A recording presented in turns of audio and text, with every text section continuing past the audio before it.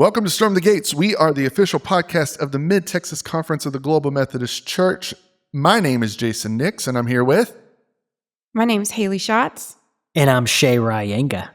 We are back on the pod and just wrapped up an interview with an old buddy of mine. So his name's Ryan Rogers, and I'd be lying to you if I told you that Ryan and I have just been texting I haven't really spoken to this guy in 10 years, but we've tracked each other on social media. He's got such an incredible story, and I want you guys to hang out and listen to it. But as we're setting this thought up, our conversation today centers around mental health and addiction. It centers around what that looks like and how we deal with it individually. How do we deal with it as parents? How we deal with it as pastors? How we deal with it as believers? And this is not a new subject, but I do think it is one that we always need to be learning more and asking the Holy Spirit to teach us. And I say that Ryan and I were connected 10 years ago. October 18th, 2014 is my sobriety date. And I've talked a little bit about this on the pod, and I don't typically lead with it because it's not always what needs to be led with, but I am a recovered and recovering alcoholic. And the 12 steps have been a godsend for over 10 years now. And it's just been this incredible journey of watching the Lord take the most jacked up, messed up, backwards parts of me and rewriting the story. And I won't go into all of it other than just to say there was a time when I was asked to resign from a ministry position in my 20s. Because my drinking, my addiction, alcoholism, had progressed to such a point that I was no longer able to function, and definitely wasn't able to function in any sort of ministry capacity. And so, this conversation might be really hard for some folks, and it might be really life-giving. It might be both. I hope it's a little bit of both, depending on where you're at. But Ryan's an old buddy of mine that I ran into as I was in treatment in Austin, and we got to hang out a little bit. And then I've just watched the Lord do this incredible work. And he's got personal experience and learned experience. And my hope, I'm about to kick it off to Shay and Haley and just kind of get their thoughts on the conversation. My hope is that this podcast, this episode, it's meant for some folks. And so, if you think it might be you, it probably is meant for you. And so, if you're feeling uneasy, just stay plugged in, listen to this conversation. But as we're wrapping up this interview with Ryan Rogers, Shay, Haley, I'd love to just get y'all's thoughts and what your takeaways are. Yeah, well, for me, I just want to thank you, Jason, and obviously Ryan, to just the vulnerability, to go there. Yes, you've mentioned it before, but this is our only really episode thus far in the history of us doing this, where this is a focus. We have not focused on this particular area. And so thank you for leading that conversation and being vulnerable, because I agree with you. I think it is. I think it's for a lot of folks. And I kind of confess that therapy, counseling, I'm a little not lax, but I lack in a lot of experience in that being part of my ministry. And so I definitely have some stories of when I've been in pastoral counseling sessions where it's the Lord did something that definitely was not me, because I didn't have the ability or the capacity to do it.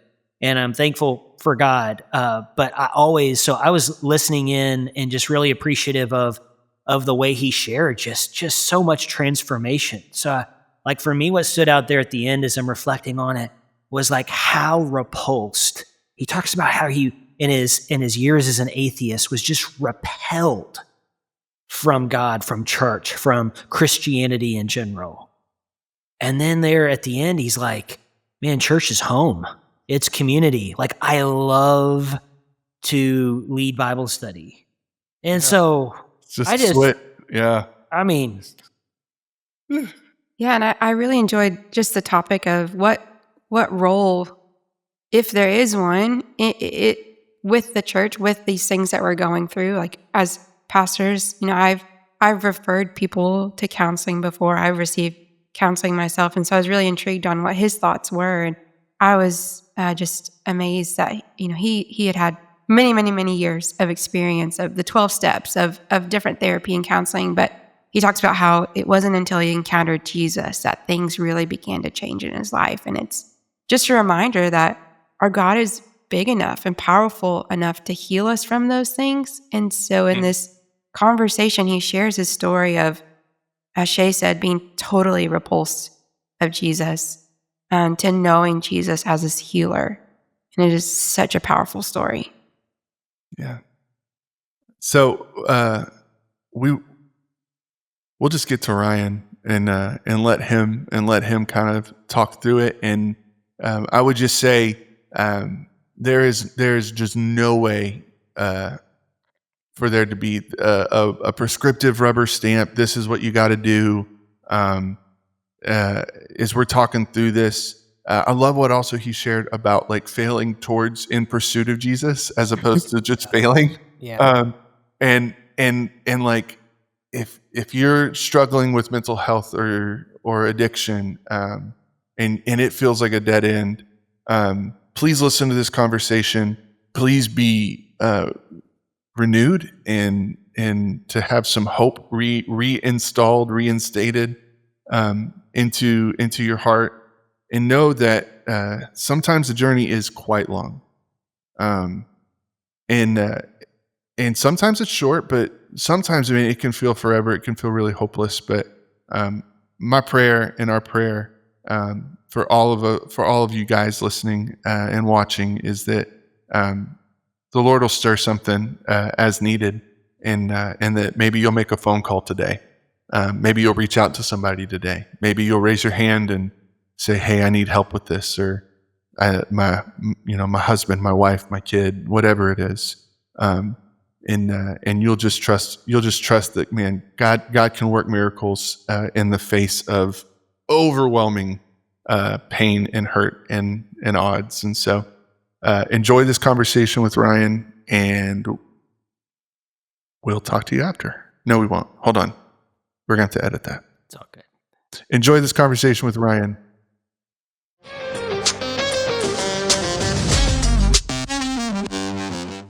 All right. Well, welcome, Mr. Ryan Rogers. We are so excited that you are here with us on Storm the Gates. This is a little bit of an inside track. So I've known Ryan for a decade and we traveled the haunts of Austin, Texas way back in the day. He's still in Austin, but I'm now in North Texas. But Ryan, I don't want to give away too much. So for folks that do not know you from Adam, I know your story is long and I want all of it. And I know your story is intense and I want all of it. So would you just introduce yourself and just tell us kind of what your process has been and how the Lord has kind of worked in your life? And I'll leave it that open-ended so that I'm not baiting the hook too much. Yeah, I was raised in like a devoutly Christian home. You know, we were at church on Sunday morning and Sunday school and Wednesday night church and Awanas, like the whole deal, just like very, very much into it. Got to college. I was a camp counselor for like a Christian camp for a couple of years, like very much into it. And something about going to college, you know, there's a number of things. There was kind of like an intellectual piece, a social piece, but I was introduced to things like theory of evolution, which I hadn't heard as much about before. You know, I was at Baylor, so it was coming from a Christian perspective, but they're trying to push you, you know, and one of the things was like, you know, how much can we trust the Gospels? You know, was there certain parts that were added later on, things like that. And it was kind of a lot of confusion, a lot of stuff that I was not really ready to handle. And it was also about the same time that I had smoked marijuana for the first time. And kind of the combination of those two things, I was very willing to kind of throw this off. Who even knows? There's no way I can kind of put my faith in this. But this over here is delivering some good results. Mhm. You know what I mean? There was an effectiveness to it. Yeah. I think we talk about like there's like this God-sized hole in all of us, and I don't think drugs and alcohol can come close to filling that hole. But in the short term, they're very effective in making you think that they can. Yeah. And that was the case for me for a number of years, and I battled that drugs and alcohol and addiction. I went to a total of 7 different rehabs. Walked away from my faith. I was became very like hostile to Christianity, like very antagonistic. I think in the AA literature is a line of bristle with antagonism. That's how I was to God, especially towards the Jesus stuff. Like if you said Jesus, that just crossed a line in my head where it was like, I was like, I relate a lot to the Apostle Paul's story. Like I never killed Christians, but I certainly mocked Christians. It was like, oh, that's so cute. You need to, spend time with your imaginary friend kind of thing. Like very openly hostile to that. And there were times when, certain things would, made me think, should I reconsider this? But I feel like I had invested so much in this kind of this identity around like being anti-Christian that it's like I can't. I'm too far gone. Like I can't go back down that road. Essentially, it was New Year's Day of 2017 that I got sober.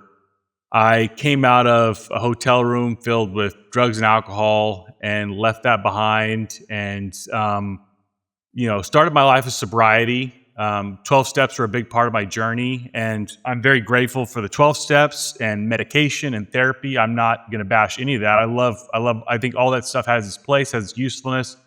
But that even though it was keeping me sober and keeping me somewhat stable, it was not filling that God-sized hole, Yeah.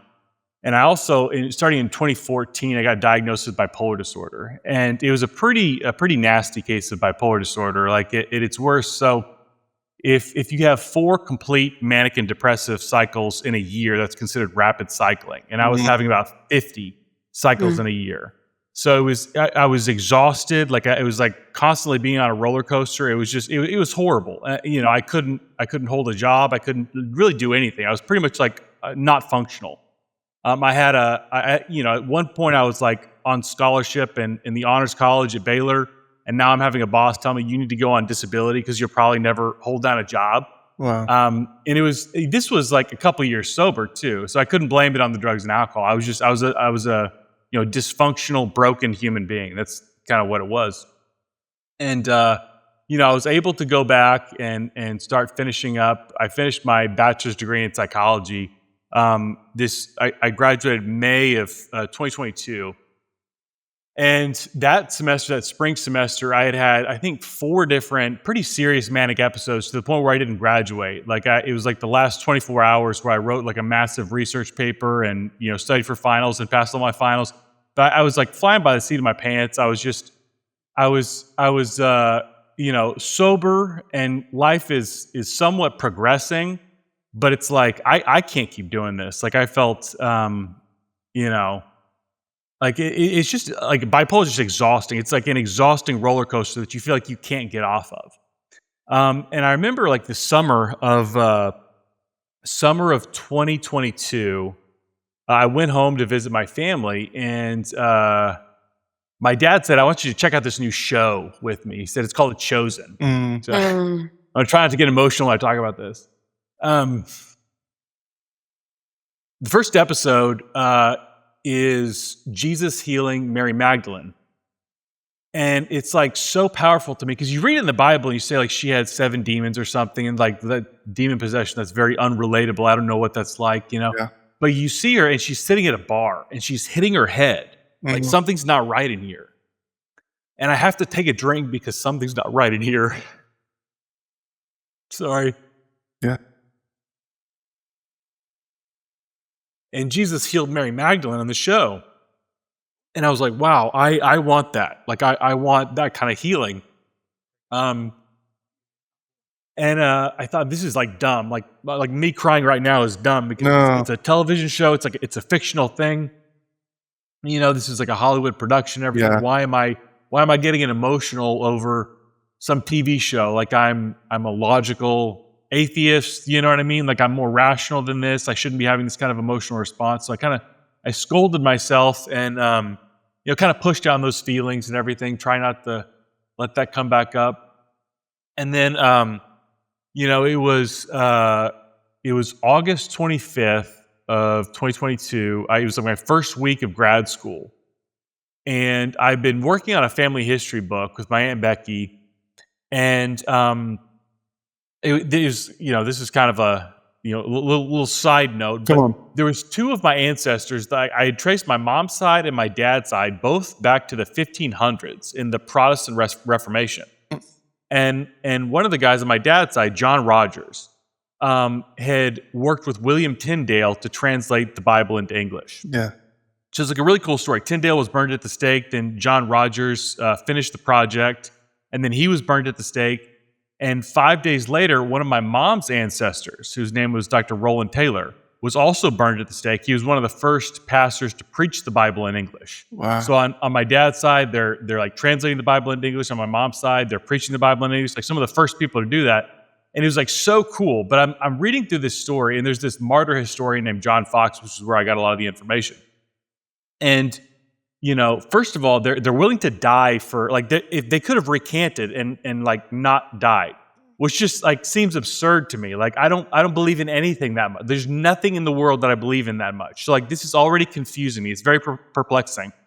And the second thing is, as they were about to be executed, the executioner was taunting both of them separately, and separately they had the same answer. So the taunt was, "You're going to burn in hell tonight, and I'm not going to pray for you."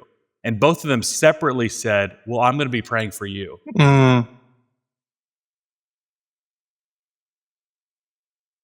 I thought, I wish death on people who cut me off in traffic. You know what I mean? Like I'm, one of the things about the Bible is like, it's not relatable, or at least the Jesus part is not relatable to me at all. It's like the most unrelatable person in history. But I'm thinking like, where does this come? Like, how could you have this type of love for people who hate you so much? I don't understand. Yeah.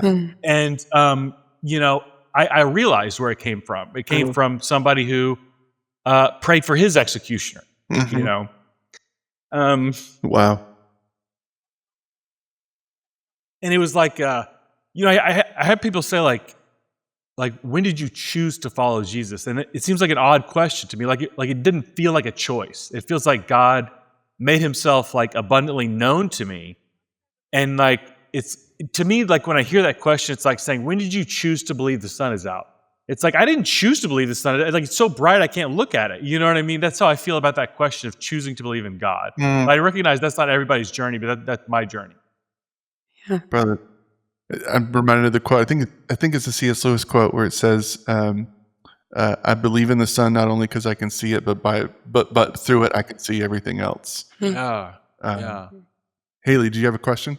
Well, I was going to say, as Wesleyans, we call that prevenient grace, right? Yeah. That the Lord makes himself known to us even before we know Jesus. I did want to ask, because something that you said, you felt very hostile towards Jesus in particular. I want to hear more about that.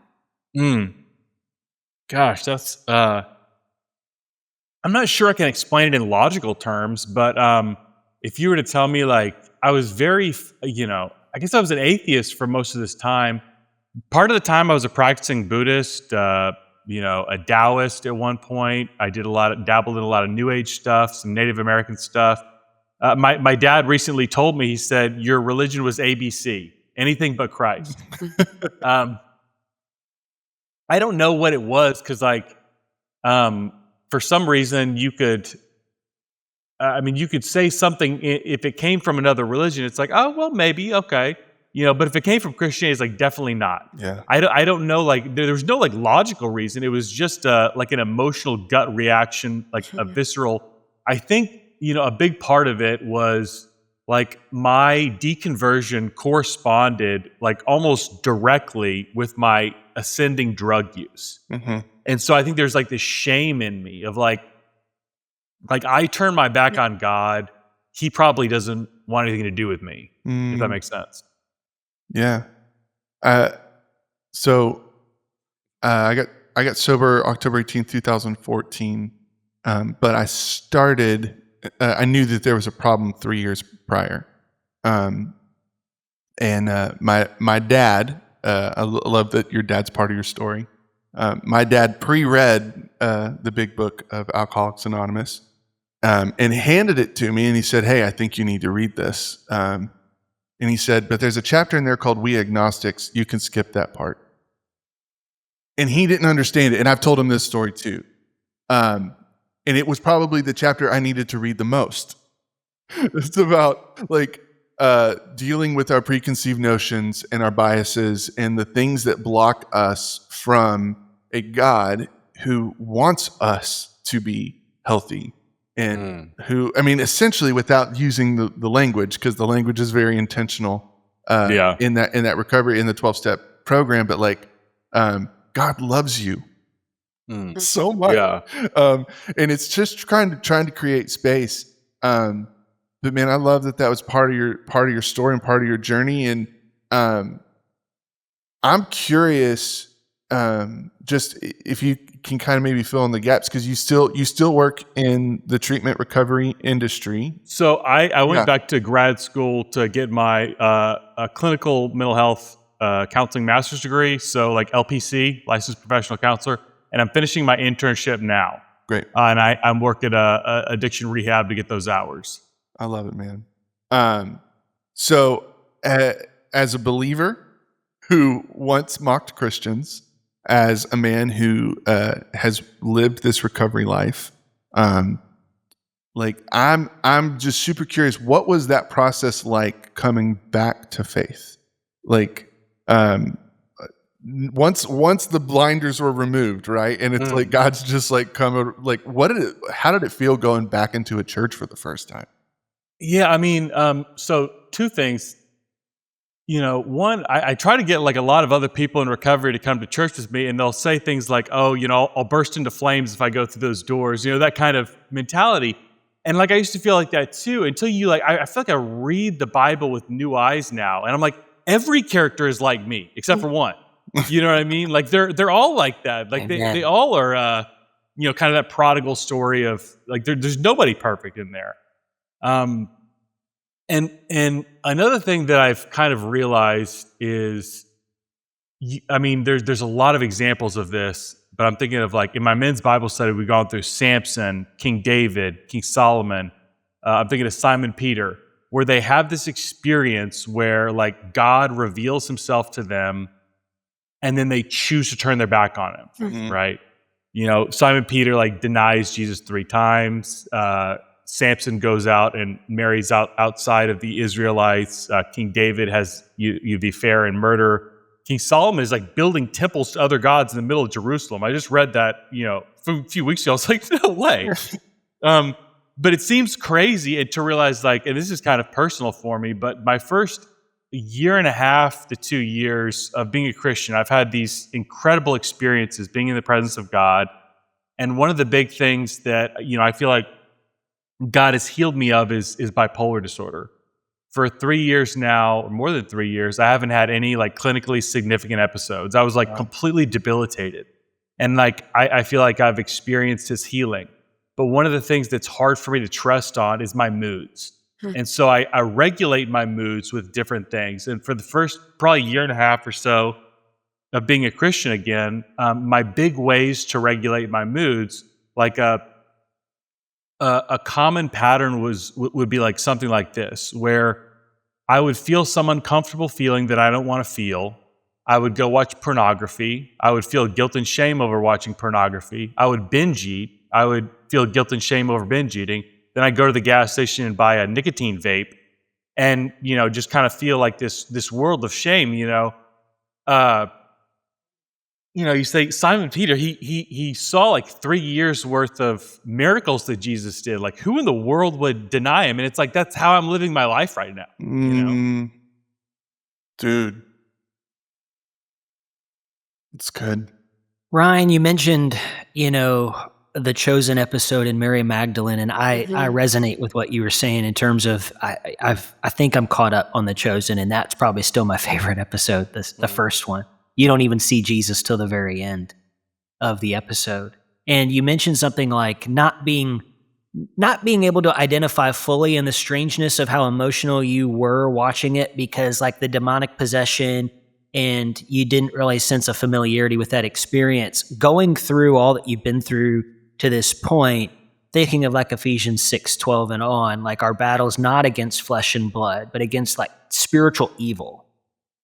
Have you come to understand, like, is any part of your story, is it all chemical? Is it all mental health chemical? Or have you been able to kind of understand it more in terms of like some spiritual warfare and some spiritual evil that's present in that journey of dabbling with what you were dabbling with? And that's a really good question. And I think my answer is I don't know. And I'm not sure how relevant the difference is, if that makes sense.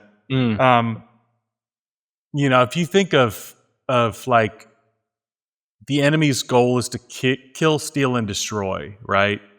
I had like in 2015, I had suicidal depression. I had 2 suicide attempts. Like whether it's just neurochemistry or if that's demonic, like the goal was the same. Like the end goal is the same, is to kill me. You know what I mean? Yeah. So like you can say like I call this a demonic possession, or I call this clinical major depressive disorder, whatever. But like it in the end, I don't know how much that distinction really matters, if that makes sense. Yeah.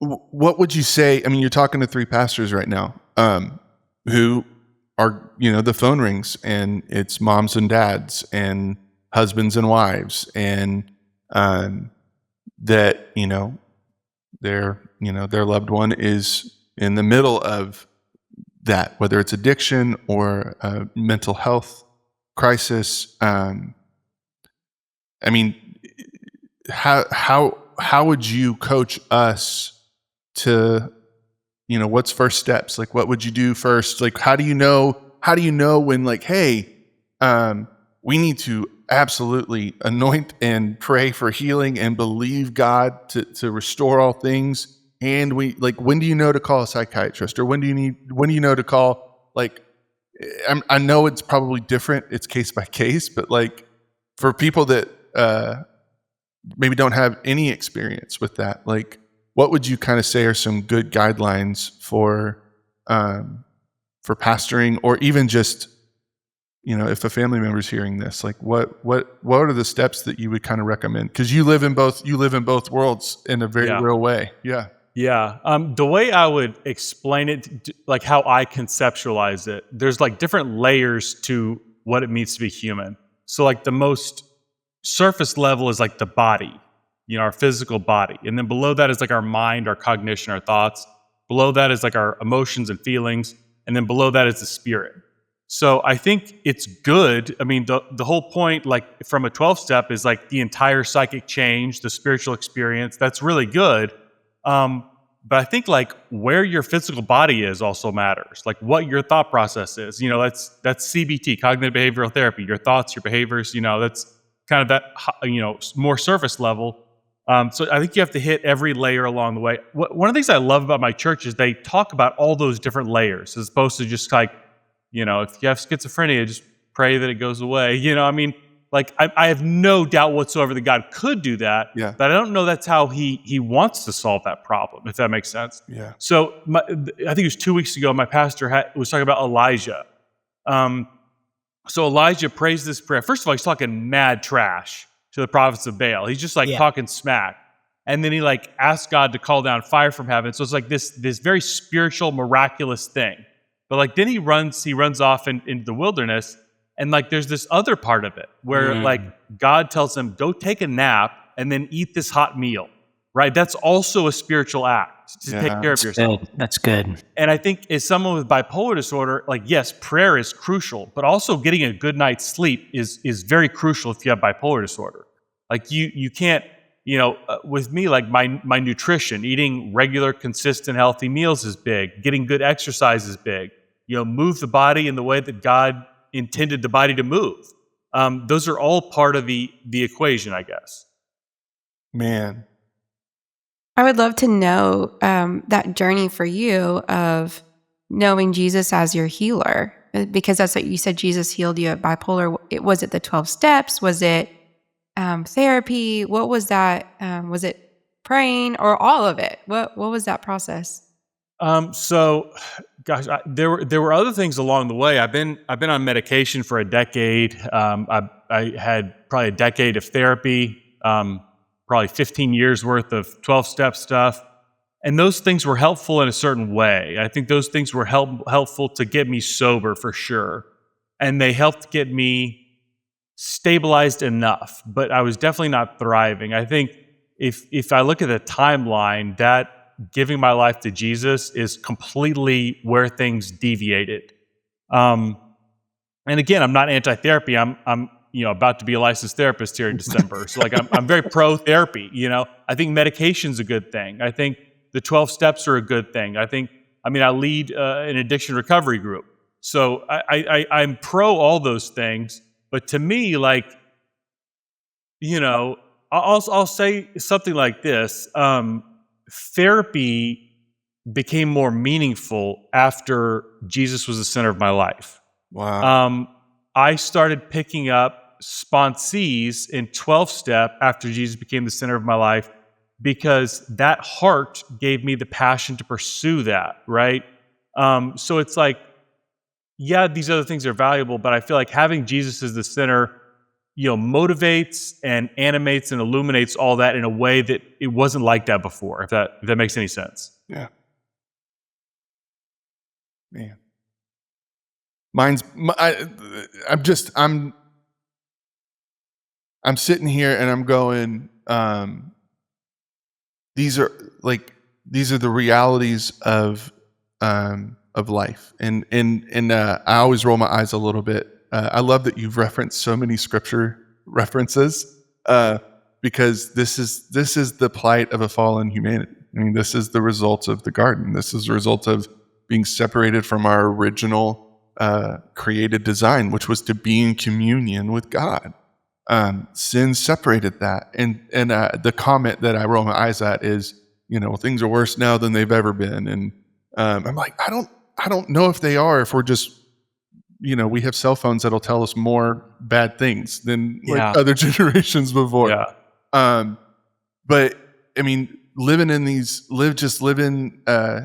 we're all taking a breath today and just trying to measure out, like, I know from my family,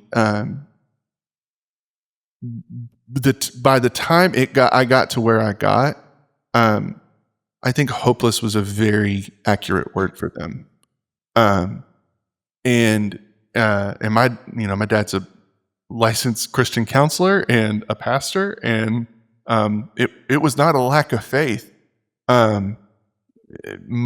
Dozens of times there was the attempts to speak life and pray over and trust the Lord. And my cycle just continued. I just kept returning to alcohol, and I'm just hearing this conversation almost through their ears a little bit, and just to say, like, if somebody's hearing this and it's like, I don't know what these guys are talking about, because all I see is hopelessness right now. Like, all that I see, whether, and this is across the gambit. I know the big kind of article is opioids and fentanyl. That's kind of gotten everybody's attention in the last months and years. But all of it, like, all of it destroys. It all wants you dead.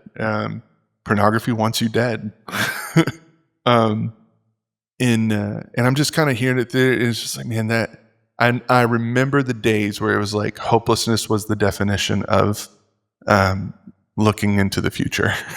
And I remember, and I just remember for my family, in that moment, and I hear that all through your story, and that this is something that, like, the Lord does. And maybe this is a little too theological, but the Lord's not going to impose himself on your free will. Like, there comes a point, and this is some of the language that's in 12-step, which is like you get beaten into a state of reasonableness. And so sometimes the prayer for our families and for ourselves is not, Lord, save them, but Lord, get them to the point where they can hear you.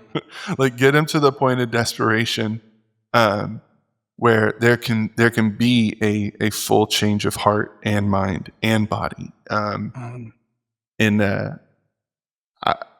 I'll say this specifically, and I want to ask some questions around, and maybe I'm asking the wrong questions, Ryan. Honestly and truly, I might be. My story included being on staff at a church for 7 years while in full-blown addiction, like could not stop drinking. And I was probably offered at least a half a dozen, like, paid breaks, church paid for therapy. And I just continued. I mean, it was just the psych. I mean, it was too strong, and I hadn't been beaten into a state of reasonableness. Like, just to even like admit, man, I am sunk and I need help. Like, this isn't going to work. I just kept trying to manage my way around it, and so I think for churches, I love what you said about how your church just speaks to the whole deal. But I think for churches, we can err on both sides of this, which is we can come in really hard and with some expectations around, well, if you're struggling with addiction, you need to go to our recovery group, and in 2 weeks, I expect to see you back here, and I expect this to kind of be dealt with. Yeah.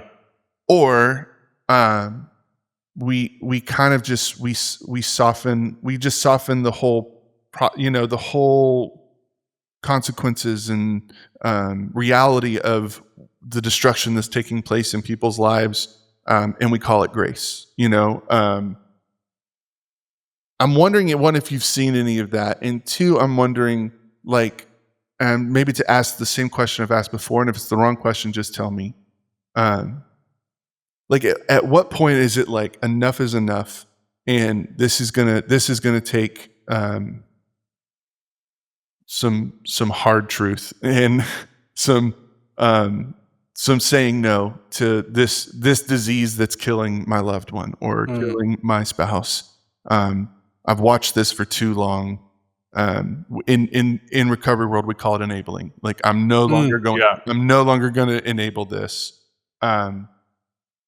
That's a lot. I've just said a lot, but, like, in your experience, like, what did that look like for you? Like, was there a time when your family was just like, hey, like, we've got to hold a hard line that, like, yeah, definitely. I mean, it was kind of, there was a number of those, and I think they were pretty distraught as well. They were feeling that hopelessness you were talking about earlier, but they were definitely drawing that line of, like, we want you in our family, we love you, but we're not going to tolerate this anymore. Yeah. And one of my big beefs with the therapy profession, you call it like affirmation or affirmative care, where it's basically, what I call it is like the customer's always right, basically, where you're just a sweet little angel. I'm sure that you know best, speak your truth, kind of thing. And if somebody's addicted to heroin, that's just not a good way to treat them. That's not compassionate. I had a good friend, you may know him, but every time he got sick from heroin withdrawals, he would say, "Mom, I'm sick," and she would give him money to go get high. That may feel like you're helping someone, but that is not compassion, right? Mm-hmm. At some point, the compassionate thing to do is to draw a line in the sand and say no more. And I think that's a big part of what I'm grateful for where I work. Is it comes from a place of love and compassion and empathy, but they say, like, we're not gonna feed into that, and I think, gosh, this is kind of tough because there is two ways you can diverge. There's the just let them have what they want so that they feel better, and there's the you can if you kind of get jaded in this world, you can develop a kind of bitterness, and it can kind of like a resentment towards people. It's like, you're being stupid. Why don't you listen to me? You can develop kind of a resentment towards people. I called my mother the other day, and I was like, man, sponsees relapsing, people at church relapsing, people at the center where I work relapsing. I was kind of like, I feel like I'm not doing any good here. And she goes, remember how long it took you to get sober? Oh yeah. Welcome to my world. Yeah. That's good. Shay and Haley, kind of as we're in this conversation, because again, like Brian and I are these like we live in these waters, but like, have y'all run into this? Like, what's kind of your experience? Like, I'd just love to get y'all's take on kind of that idea of falling on either side of responding to addiction and that kind of stuff. I guess where my mind goes is, as a pastor, I'm very much aware that so much is hiding in plain sight. Mm-hmm. So much sin, destruction, addiction, what have you. Like yes and amen, Ryan, to like your testimony of reading the Bible, and it's like, oh, I'm in here everywhere except for one person. I mean, yes and amen. And yet, it's still so hard. I feel like we're not as equipped as pastors on the therapy side, on the counseling side. And so I feel somewhat deficient in knowing how to help somebody and, doing my best as a preacher, as a teacher of the gospel, to call out. And there's an invitation always for prayer, for confession, for repentance, those things. Do you have any words for me on helping me, like, the folks that are in denial are dealing with things that are hiding in plain sight? They're flying by the seat of your pants, like you described a little bit. And what are some tools or words or ways that someone like me could help folks like come out of that denial, if that's something I even need to do or should do? Yeah. One of my favorite passages, I think it's John 8, I believe, where Jesus is talking to the woman who they're trying to stone her to death. And so he says, let he who is without sin cast the first stone. But what happens next is like really interesting. First of all, he gets down on her level, right? And then he says, I don't condemn you either. That's what he leads with. And then he says, now go and sin no more. And when I look at the Christian church, I feel like there's a lot of churches that get one or the other of those, but few can get both. Yeah. And I think kind of reframing it to like, I love you, God loves you, we care about you, we want what's best for you. And also, like, as someone who loves God and as someone who loves you, we're not gonna be tolerant of something that is killing you and taking you away from God. Yeah. That's good. Wow. What are some signs that, would be helpful for us to look for, as we're in conversation with, church members or friends or family members? What are some, I guess, unexpected signs that, there might be a problem, or maybe this is a time where I need to step in or say something? That's a good question. I feel like you might be able to help out on this one, Jason, but I feel like with a lot of addiction stuff, people will open up about all the problems in their life before that one. Mm-hmm. It's like, my job is terrible, my boss is a jerk, my finances are bad, my relationship is bad, and this and that and this and that. And sometimes people will drop little clues to where, like, I feel like some of us could pick up on those clues really quickly. I had talking to a guy the other day. He goes, and then I took a gummy. If you're not like in this world, that might not mean anything to you, but it meant like he got high on THC from the gas station. It's okay. That's something. Now I understand where that story was going.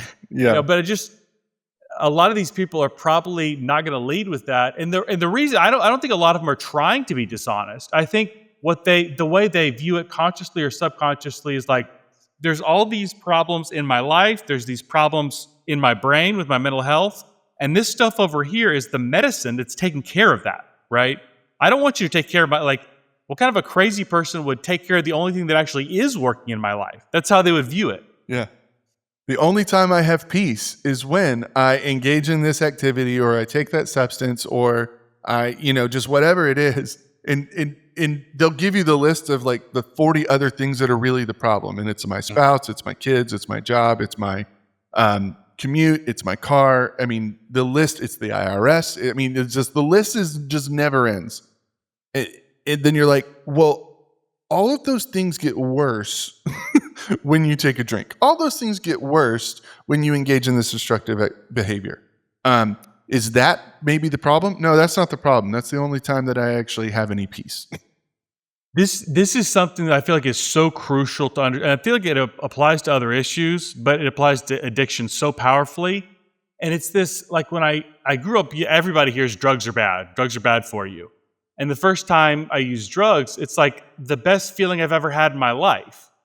And you think like, I've been lied to. Mm-hmm. But you have to remember, like, the way that the devil is portrayed in the Bible is not like the horns and pitchforks like you see on cartoons. It's like the angel of light, mm-hmm. right? Like this very beautiful angel. And like when you think of like drug and alcohol use, that makes a lot of sense, mm-hmm. right? It's not something from like a horror movie that's going to scare you away. It's going to be something that's beautiful that draws you in, right? I think understanding the enemy in that way, as opposed to like, oh, you'll know it when he's coming because it'll be like really scary and you'll want to get away from it. That's like just not how it works, I don't think. Despite my mother's best attempts. It's like, all of it's bad. I didn't have my first drink till I was 19. Same. And so, like, I wasn't like boozing in middle school and like, like sneaking out and no, like I was like a straight-laced dude. And I was like determined that I was not going to be the pastor's kid that had a rebellious streak. I was like, and it really like propelled me in high school. It just wasn't going to do it. And then I found out that like all my friends were drinking in high school. They just didn't tell me about it. And then I immediately feel like separate from and not a part of. And so I had my first drink at 19. My first drink at 19, I did not get drunk, but I can tell you like it was like a spiritual moment of like, I felt like just with one sip of that light beer, I think it was a Corona Light or something stupid. Yeah. One sip. And I was like, oh, it's like I felt like my lungs opened up for the first time and I like drew a real breath. And like, that's not the alcohol. Like that is something mentally, spiritually, like being dealt with, and alcohol is just the component of, everything that's happening in me internally that just had to be dealt with. And unfortunately, you could not convince me. I mean, it would take me 3 or 4 years before I was even remotely willing to admit, hey, this is actually just a destructive force in some way, it would take me more years before I'd be able to admit, like, in every way, destructive force. But for the first 3 or 4 years, you could not convince me that there was anything wrong with it. I would tell people, I would sit at the bar and I would tell people the story. What was Jesus' first miracle? He turned water into wine. When did he do it? Did he do it at the beginning of the party? No, he did it on the 3rd day of a bender. And he made the best wine ever. Because you could not convince me that this was not okay when it was the thing that actually gave me relief from what God was trying to get at, this spiritual deformity, essentially. And I'm with you, man. And that's why it's so frustrating, because depending on where you catch people, you can feel like you're talking to a brick wall. And they're not, and this was really sucks. In my experience, there is no argument that can be made or sermon that can be preached that will convince them otherwise. It is simply the reality of their spiritual condition has to be acknowledged, and it will be acknowledged eventually. And we can be a part of slowing that process as friends and loved ones, or we can be a part of letting it run its course. And here's a really sucky part, because we all know people who passed. Sometimes getting to that place where the window of desperation's open even just a little bit. It doesn't come, and people die. And I don't have an answer for that. I just know it's the reality because I've seen it with guys that I love. And I think it's hard for us to accept that as Christians. And I don't have a sermon to make it make sense. But I know it's a reality of this thing. I think you and I probably lost a lot of the same friends too. Probably name it number of people in common. Yeah. I think it was Carl Jung who said the alcoholic is pursuing a low grade spiritual experience, kind of like I'm looking for a cheap knockoff of God, basically. Yeah. This was like a few months ago. My pastor said something interesting, talking about like Moses and like I forget what they were, like the guys working for Pharaoh who had like the staff that they threw down and it like actually made a snake. He's like, did you ever think about the fact that it actually worked? Yeah. Right? Like it didn't like ultimately work. It wasn't enough to overcome like the Almighty God's staff and serpent, right? But it did work a little bit, right? And like you think like any of these false gods, like drugs and alcohol, like there is something, they're offering something.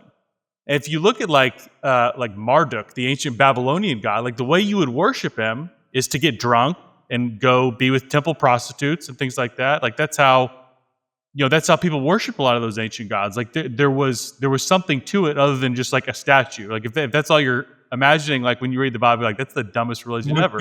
Like there's a reason people did these things. Yeah. Right. It's not like it's not the ultimate reason, but they were getting something out of it. The benefits of therapy from someone who has not experienced therapy, the more and more I live in ministry, the more and more I wonder, should more of us pastors, whether we have a debilitating addiction or not, be in therapy? So I'd love to know your thoughts on that, Ryan. And then also if you could say more about the guardrails of what to watch out for and the kinds of therapy that you would recommend versus kind of like you were saying with some of that, I don't know, to use a buzzword, like the toxic empathy that's not compassionate, where you're just, letting people, do what's killing them. Is there anything else you'd say about all the different kinds of therapy that are out there? So I would probably have a different view than most therapists, and that is I feel like there's like perhaps self-serving view among a lot of therapists. Everyone needs therapy, and I don't know that everyone does need therapy. I think what a lot of people get from therapy, talking through their issues, a lot of people get that from friends and family. There's some people with like more complex or deeper issues that need to go see someone, need to go talk to someone. There's some people who are like have been isolated for a long time. They don't have that in their social sphere. That is true. But even like when you say that, like to me, like saying go see a therapist doesn't really mean much of anything because I don't know what a therapist means. Like Right. there's people who like study extremely hard and have a very good skill set that I feel like goes very hand in hand with a biblical approach. And there's people who their therapy practice revolves around astrology or healing crystals. Like telling me you're going to see a therapist tells me like almost nothing, actually. Yeah. No, that's super helpful because I've had enough good trusted friends that have been so helped, and therapy's been so crucial to healing and restoration of their life. So I've turned a lot, but I've just had some early experiences about some of our process that we have to go through as pastors, and the kind of therapy and counseling that we were exposed to is closer to the crystal example. Not exactly, but there was just this weird pluralistic influences coming from all kinds. It was an amalgamation of all kinds of things that didn't make a whole lot of sense, and it was a lot of questions and listening and not a whole lot of like constructive anything. So I'll say, like from my experience in grad school, I've talked to numerous people, therapists and grad students around the country. The therapy profession and the way that we train therapists is almost entirely postmodern, if you know that word. Like, so there is no ultimate truth, right? It's all about your truth. And again, kind of like I was saying back to the heroin example, like for a lot of people, I mean, I think for as a Christian who believes the truth is singular, I think that's always bad. But for some people, it's really harmful if you're telling someone who's actively engaged in self-destructive behavior to follow your truth. That's good. Are there, and I should know the answer to this, are there organizations that help to kind of align, like, these are therapists that have a biblical worldview, and find one of these in your area? Are there lists out there that people can kind of to help them weed out so that they're not just therapy shopping and being confused or frustrated or anything like that? Yeah, there are lists of Christian therapists. I mean, there's a couple different ones in Austin. There's also, I think it's called the Timothy Center. It's kind of up north of where I'm at. But I know a guy who's a therapist there who specializes in like sex addiction and getting men off of pornography and things like that. So they're definitely like therapy and therapy clinics and centers that focus on, like, from a biblical perspective. Well, and I just say that to say, I think if I'm hearing you right, if this is you or a loved one, be very intentional about the steps you take. I talked about the window of desperation that shows up once we've reached that point of kind of being beaten into a state of reasonableness by whatever it is that we're walking through.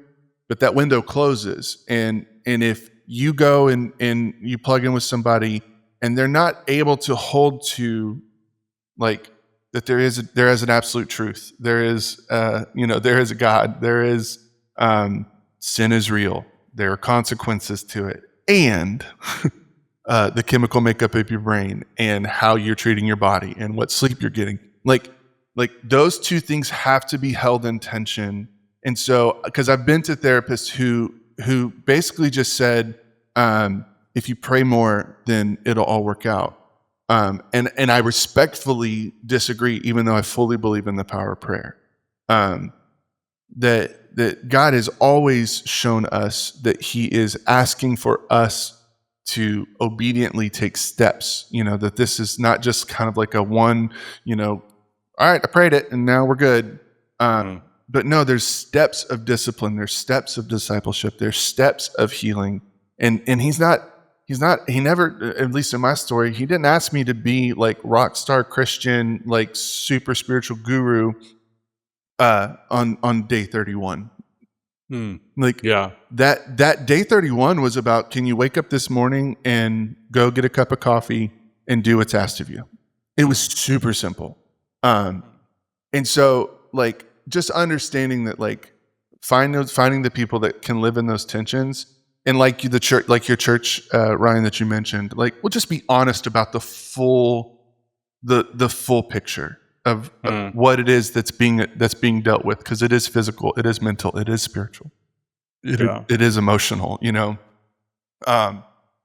So I think they're out there. We might try to dig a couple of those up. And maybe put those in the show notes, but I also don't want to be like too prescriptive.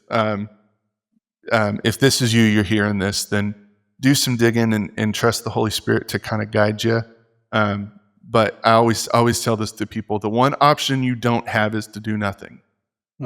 Like, doing nothing is what addiction. It's what disease wants. It wants an environment where it can call the shots. It can thrive.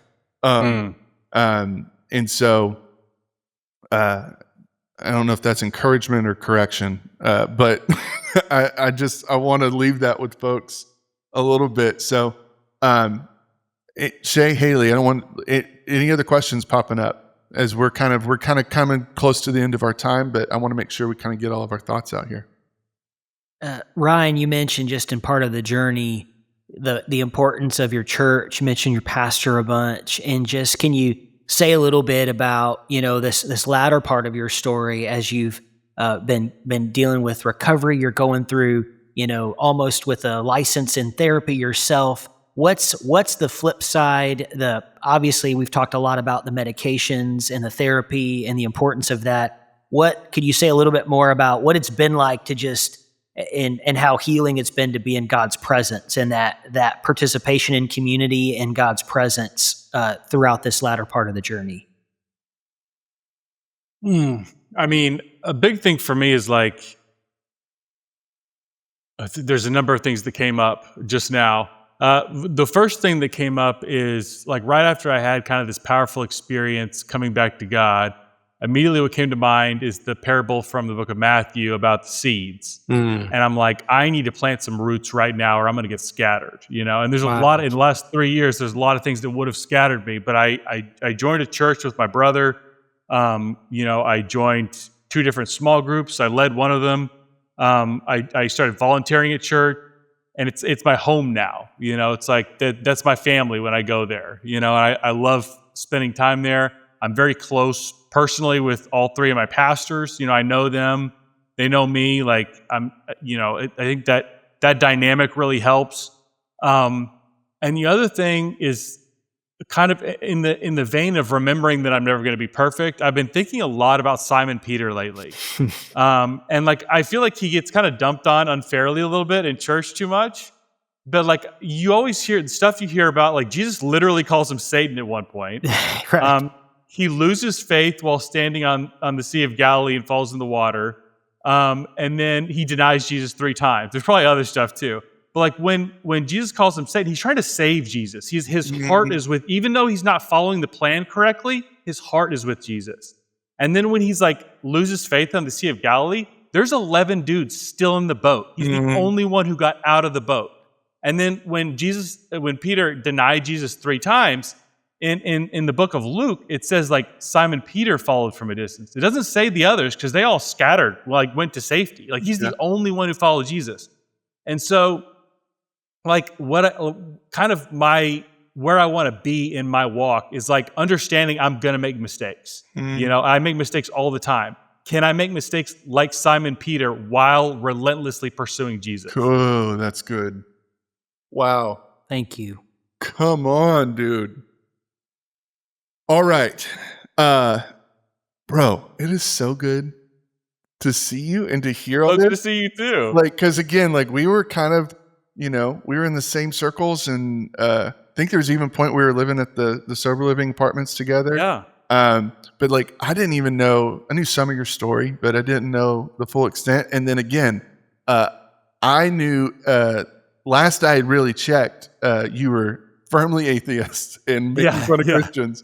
And then all of a sudden I start seeing stuff pop up, and it's like, oh, I think the Lord's gotten a hold of this guy. So man, thank you for clearing time. I know that you're in the middle of, you know, you're working treatment in Austin, and if somebody down in the hill country, like if maybe this has stirred up something and you're like, we've got to do something, would it be possible for us to throw like your email address in the show notes? Yeah, for sure. Okay. For sure. I'm asking you on the spot while we're recording live. So, but like, I'd love to do that because I think Ryan would be a great resource just to kind of help like navigate a little bit of it, you know, like, because every case is very unique. But just want to encourage our churches, our pastors, laity. And this is not foreign. It's not too big for God. If all you can see is hopelessness, I just want to shout it from the rooftops. Like, that is a lie. Like, hopelessness is a lie. In that it doesn't matter how bad it is. There's restoration. There can be restoration. And so, man, thank you so much for your time, man. It's been a huge blessing, and y'all check him out. And I know you've written a book, and you've got a bunch of different things going on, and so you've got a podcast too. You want to plug it real fast? Yeah, it's called Reality Therapy, and like a couple of the things that I mentioned about how I think therapy is lacking is kind of stuff we address on that podcast. Very cool. Very cool. Well, Ryan, thank you so much for your time, man. It won't be 10 years before I reconnect with you, brother. Good. So thank you so much for having me. Thank you for listening to Storm the Gates. Please leave us a 5-star rating, subscribe, and follow us so you can stay up to date with all the amazing work God is doing in the Mid-Texas Conference of the Global Methodist Church. You can connect with us directly at stgpod at midtexasgmc.org, Facebook, Instagram, and share with your friends. You can listen online at stgpod.com in addition to the Apple Podcasts and Spotify platforms. Remember, the gates of hell will not prevail against the church. Storm the gates.